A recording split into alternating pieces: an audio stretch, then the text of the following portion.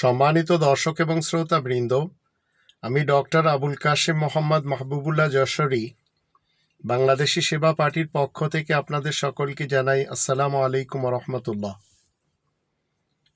আমাদের দেশে যেভাবে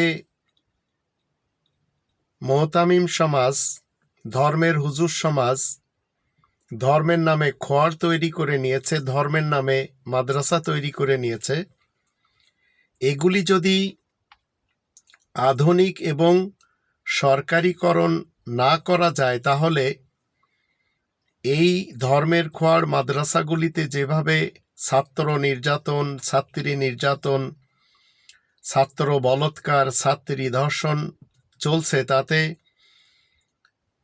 এ জাতি শুধুমাত্র বলৎকারকারী এবং ধর্ষকদেরই সংখ্যা বৃদ্ধি করবে, এছাড়া আর কোনো কিছু এখান থেকে বের হবে না। তাই আমাদের সকলকে ধর্ম ব্যবসায়ীদের ব্যাপারে সচেতন থাকতে হবে, কারণ বলৎকারকারী এবং লুচ্চার সংখ্যা আশঙ্কাজনকভাবে বেড়েই যাচ্ছে এই ধর্মের খোয়ার মাদ্রাসাগুলিতে। এগুলি আমরা একের পর এক দেখেই চলেছি। আর আপনারা এই ভিডিও আমার কথাগুলি শোনার পর যখন কমপ্লিট দেখবেন তখন বুঝতে পারবেন যে কিভাবে বলৎকার এবং ধর্ষকদের হাতে আমাদের দেশের এই ধর্মের খড়গুলি চলে গেছে। কোরআন এই ধর্ষকদের, এই বলৎকারদের যে শাস্তি দেয়, যা আমাদের দেশে কখনো কেউ দেয়নি, কিন্তু কোরআনের 5 নম্বর সূরা আল মাইদার 38 এবং 39 আয়াত দুটিতে আল্লাহ বলছেন, ওয়াসারিকু ওয়াসারিকাতু ফাকতাউ আইদিয়াহুমা জাযাআম বিমা কাসাবা নাকালাম মিনাল্লাহ আল্লাহু আজিজুন হাকিম। যে কেউ চুরি করবে, চাই সে পুরুষ কিংবা নারী হোক, তোমরা তাদের চুরির হাতকে কর্তন করে দিবে, চুরির শক্তিকে কর্তন করে দিবে। এ হচ্ছে তাদের প্রতিদান আল্লাহ তাআলার কাছ থেকে আদর্শ দণ্ড হিসেবে, যা তারা অর্জন করেছে তারই প্রতিফল হিসেবে। আর আল্লাহ হলেন মহাসম্মানিত ও মহাবৈজ্ঞানিক। ফামান তাবা মিন বাদি যুলমিহি ওয়া আসলাহা ফাইন্নাল্লাহা ইয়াতুবু আলাইহি ইন্নাল্লাহা গফুরুর রহিম। জুলুম অনাচারের পরে যে কেউ তওবা করে ফিরে আসবে, নিজেকে শুধরে নিবে, নিশ্চয় আল্লাহ তাকে মাফ করবেন। আল্লাহ তো বড়ই ক্ষমাশীল, দয়াময়। এখন একজন চোর যদি কারোর ইজ্জত চুরি করে, তাহলে সেই ইজ্জত চুরি করার যে শক্তি, সেই শক্তি কেটে দিতে হবে।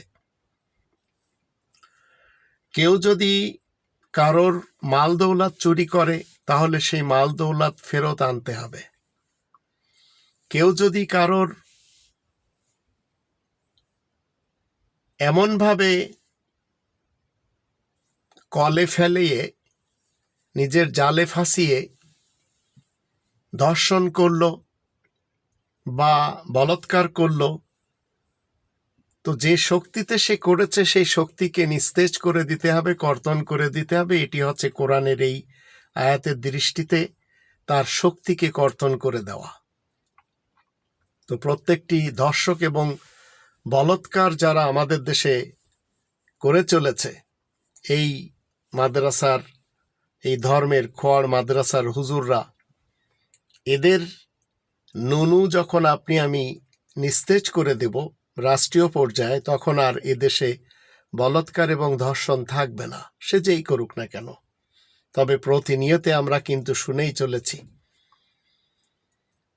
আর এখন তো এই হুজুরদের এলাকার লোকেরা ধরে প্রথমে গণপিটুনি দিচ্ছে, তারপরে প্রশাসনের হাতে তুলে দিচ্ছে। একদিন এই জনগণ এদের নুনু কেটে দেবে ইনশাআল্লাহ। কোরআন আমাদেরকে 34 নম্বর সূরা সাবা এর 28 নম্বর আয়াতে বলে, ওমা আরসালনাকা ইল্লা কাফাতাল লিন্নাসি বাশীরাও ওয়া নাযীরা ওয়ালাকিন্না আকসারান নাসি লা ইয়ালামুন। আমি তো তোমাকে সমগ্র মানবজাতির প্রতি সুসংবাদদাতা এবং সতর্ককারী রূপে প্রেরণ করেছি, কিন্তু অধিকাংশ মানুষ জানে না। আবার 21 নম্বর সূরা আল আম্বিয়ার 107 নম্বর আয়াতে বলা হচ্ছে, ওমা আরসালনাকা ইল্লা রাহমাতাল লিল আলামিন, আমি তোমাকে বিশ্ববাসীর জন্য পাঠিয়েছি রহমত হিসেবে। 88 নম্বর সূরা আল গাশিয়ার 21 নম্বর আয়াতে আল্লাহ বলছেন, তাই তো তুমি উপদেশ দিতে থাকো, তুমি তো একজন উপদেশদাতা মাত্র। তো আল্লাহ তাআলার পক্ষ থেকে সকল বিশেষ খবরদাতা এবং সকল বিশেষ বার্তাবাহক তারা উপদেশ দিবেন, সতর্ক করবেন, সুসংবাদ দিবেন। 6 নম্বর সূরা আল আনামের 19 নম্বর আয়াত মতে আল্লাহ তাআলাকে সাক্ষী করবেন আর এই কথা বলবেন যে আমার কাছে এই কোরআন পাঠানো হয়েছে যাতে আমি এর সাহায্যে তোমাদেরকে এবং যাদের পর্যন্ত তা পৌঁছানো যায় তাদেরকে সতর্ক করতে পারি। 68 নম্বর সূরা আল কলমের 52 নম্বর আয়াতে বলা হচ্ছে, কোরআন তো বিশ্ব জগতের জন্য উপদেশ। আর 54 নম্বর সূরা আল কমারের 40 আয়াতে 17, 22, 32, 40 চারটি আয়াতে বলা হচ্ছে, আমি কোরআনকে সহজ করে দিয়েছি উপদেশ গ্রহণের জন্য, অতএব উপদেশ গ্রহণকারী কেউ আছে কি? 50 নম্বর সূরা কফের 45 নম্বর আয়াতে বলা হচ্ছে, যে আমার শাস্তিকে ভয় করে তাকে কোরআনের সাথে উপদেশ দিতে হবে। 2 নম্বর সূরা আল বাকারার 185 আয়াতে বলা হচ্ছে, মানব জাতির জন্য এই কোরআন হচ্ছে হিদায়াতের গ্রন্থ।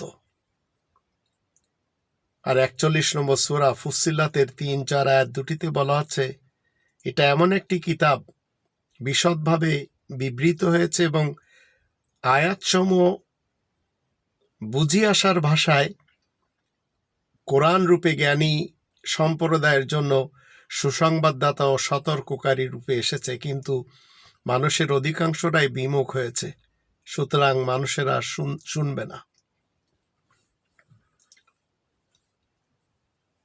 আবার 41 নম্বর সূরা ফুসসিলাত এর 26 নম্বর আয়াতে বলা হচ্ছে, যারা আয়াত গোপন করে এরা সবাই বলে এই কোরআন তোমরা শুনবে না, বরঞ্চ এর মাঝে তোমরা হট্টগোল বাঁধিয়ে দিবে।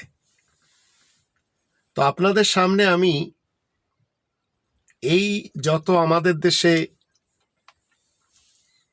বলৎকার করে চলেছে, হুজুর সমাজ হোক, মুহতামিম সমাজ হোক, জেনারেল পাবলিক হোক, অথবা ধর্ষণ করে চলেছে, এদের শাস্তি নিয়ে আপনাদেরকে জানতে হবে যে এদের একমাত্র শাস্তি হলো নুনু কর্তন করতে হবে। এদের নুনুকে নিস্তেজ করে দিতে হবে। এদের সেক্স শক্তিকে চিরতরের জন্য স্তব্ধ করে দিতে হবে। এটি হচ্ছে দর্শকদের শাস্তি, এটি হচ্ছে ইজ্জত চোর যারা তাদের শাস্তি। আবার যারা চুরি করে মাল দৌলত ভিন দেশে নিয়ে গেছে তাদের শাস্তি হলো সেই চুরির টাকা পয়সা নিজ দেশে ফেরত আনা। এবার আপনারা যখন এই ভিডিও শেষ পর্যন্ত দেখবেন তাহলে বুঝতে পারবেন যে যত ধর্মের খোয়ার মাদ্রাসা তৈরি করা হচ্ছে এরা সবাই মূলত সন্তানদেরকে খয়রাত শেখাচ্ছে, সন্তানদেরকে কিভাবে মানুষের কাছ থেকে, বড়লোকদের কাছ থেকে, জনসাধারণের কাছ থেকে টাকা পয়সা খয়রাত নিয়ে জীবন কাটাতে হয়, এটি মূলত শিক্ষা দিচ্ছে। এরা শিক্ষা দিচ্ছে কিভাবে একটি দেশের সন্তানেরা হাগার দোয়া শিখবে, পাদের দোয়া শিখবে, মুতার দোয়া শিখবে, টয়লেটে যাওয়ার দোয়া শিখবে, টয়লেট থেকে বের হওয়ার দোয়া শিখবে, স্ত্রী সহবাসের দোয়া শিখবে, মসজিদে প্রবেশের দোয়া শিখবে, বাহির হওয়ার দোয়া শিখবে, ঋণ পরিশোধের দোয়া শিখবে, এগুলির সাথে কোরআনের ইসলাম কোনোভাবেও যায় না। কোরআন কখনো এই ধরনের অবান্তর, যা মানুষের দরকার না, এগুলি শিক্ষা দেয় না।